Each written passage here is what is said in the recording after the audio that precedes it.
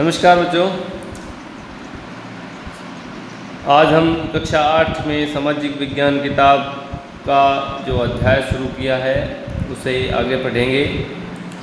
कल हमने पढ़ा था टीपू सुल्तान के बारे में। आज टीपू सुल्तान की पूर्ण जानकारी पढ़ेंगे और स्वतंत्रता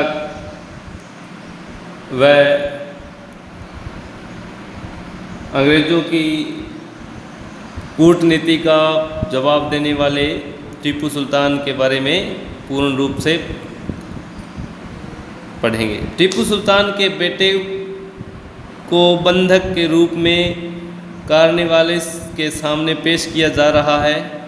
इस चित्र के अंदर ध्यान से देखिए, डेनियल आर्म द्वारा चित्रित 1793 अंडरलाइन करेंगे। कंपनी की फौजों को हैदर अली और टीपू सुल्तान ने कई बार युद्ध में हराया था, लेकिन 1792 में मराठों, हैदराबाद के निज़ाम और कंपनी की संयुक्त फौजों के हमले के बाद टीपू सुल्तान को अंग्रेज़ों से संधि करनी पड़ी। इस संधि के तहत उनके दो बेटों को अंग्रेज़ों ने बंधक के रूप में अपने पास रख लिया। ब्रिटिश चित्रकारों को ऐसे दृश्य की तस्वीर बनाने में मज़ा आता था जिसमें अंग्रेज़ों की सत्ता की विजय दिखाई देती है।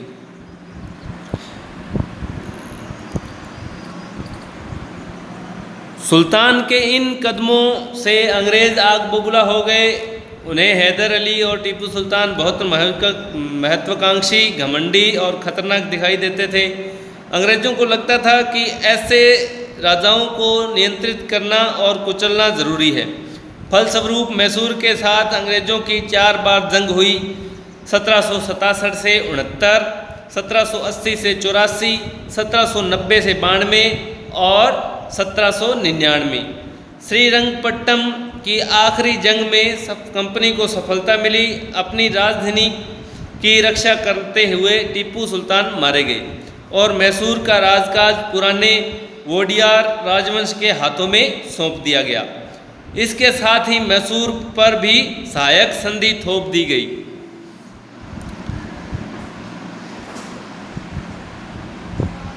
यह टीपू की कहानियाँ, इसे आप अच्छी तरह से पढ़ें। इस चित्र में एक शेर को दिखाया गया है, खिलौना शेर, वो टीपू का खिलौना शेर। इसके बारे में पढ़ लेते हैं। यह टीपू के एक विशालकाय मशीनी खिलौने की तस्वीर है। इसमें यह नकली शेर एक यूरोपीय सिपाही को दबाए हुए है। जब इसका हैंडल घुमाया जाता था तो नकली शेर दहाड़ता था और सिपाही के भीतर से चीख की आवाज़ें आती थी। अब यह खिलौना शेर लंदन स्थित विक्टोरिया एंड एल्बर्ट म्यूजियम में रखा गया है। 4 मई 1799 को जब अपनी राजधानी श्रीरंगपट्टनम की रक्षा करते हुए टीपू सुल्तान की मृत्यु हो गई तो अंग्रेज़ इस खिलौने को भी अपने साथ ले गए।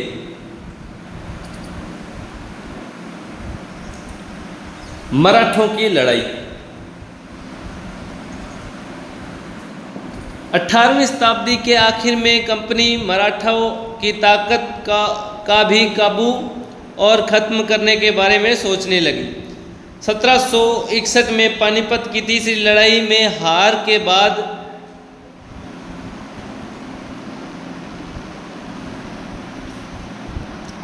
दिल्ली से देश का शासन चलाने का मराठा का सपना चूर चूर हो गया।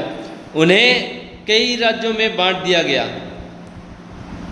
इन राज्यों की बागडोर सिंधिया, होलकर, गायकवाड़ और भोंसले जैसे अलग अलग राजवंशों के हाथों में थी। ये सारे सरदार एक पेशवा थे।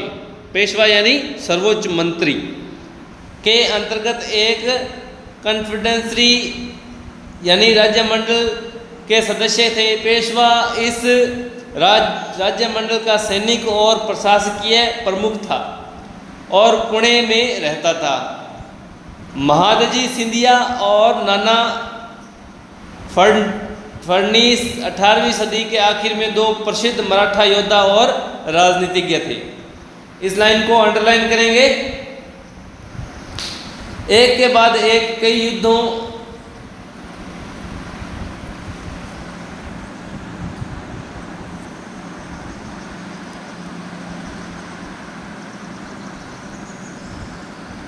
कई युद्धों में कंपनी ने मराठों को घुटने टेकने पर मजबूर कर दिया।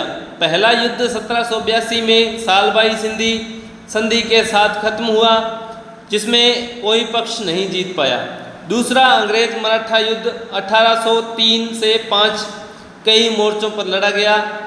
इसका नतीजा यह हुआ कि उड़ीसा और यमुना के उत्तर में स्थित आगरा व दिल्ली सहित कई भूभाग अंग्रेजों के कब्जे में आ गए।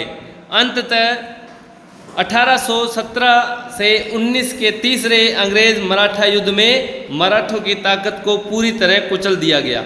पेशवा को पुणे से हटाकर कानपुर के पास बिठूर में पेंशन पर भेज दिया गया।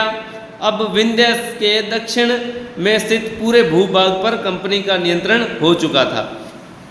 इन लाइनों को अंडरलाइन करें और जो तारीखें और दी गई है उन्हें आप अपनी नोटबुक में लिखें। सर्वोच्चता का दावा। उपरोक्त विवरण से स्पष्ट है कि 19वीं सदी की शुरुआत से कंपनी क्षेत्रीय विस्तार की आक्रामक नीति पर चल रही थी। लॉर्ड हेस्टिंग्स ने से 1823 तक जो गवर्नर जनरल था, उसके नेतृत्व में सर्वोच्चता की एक नई नीति शुरू की गई। कंपनी का दावा था कि उसकी सत्ता सर्वोच्च है, इसलिए वह भारतीय राज्यों से ऊपर है। अपने हितों की रक्षा के लिए वह भारतीय रियासतों का अधिग्रहण करने या उसको अधिग्रहण की धमकी देने का अधिकार अपने पास मानती है। यह सोच बाद में भी अंग्रेज़ों की नीतियों में दिखाई देती रही, लेकिन यह प्रक्रिया बेरोक-टोक नहीं चली। उदाहरण के लिए जब अंग्रेज़ों ने कित्तूर, फिलहाल कर्नाटक में के छोटे से राज्य को कब्जे में लेने का प्रयास किया तो रानी चेन्नम्मा को हथियार उठा लिए और अंग्रेज़ों के खिलाफ आंदोलन छेड़ दिया। 1824 में उन्हें गिरफ्तार किया गया और 1829 में जेल में ही उनकी मृत्यु हो गई। चेन्नम्मा के बाद कित्तूर स्थित संगोली के एक गरीब चौकीदार रायन्ना ने यह प्रतिरोध जारी रखा। चौतरफा समर्थन और सहायता से उन्होंने बहुत सारे ब्रिटिश शिविरों और दस्तावेजों को नष्ट कर दिया था। आखिरकार उन्हें भी अंग्रेज़ों ने पकड़कर 1830 में फांसी पर लटका दिया। प्रतिरोध के ऐसे कई दूसरे उदाहरण आपको इस किताब में आगे मिलेंगे। तो इन जो तारीखें दी हुए हैं इन्हें आप अपनी नोटबुक में लिखेंगे और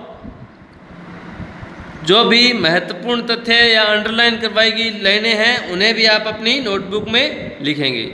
आज के लिए इतना ही। आगे का लेसन कल पढ़ेंगे। धन्यवाद।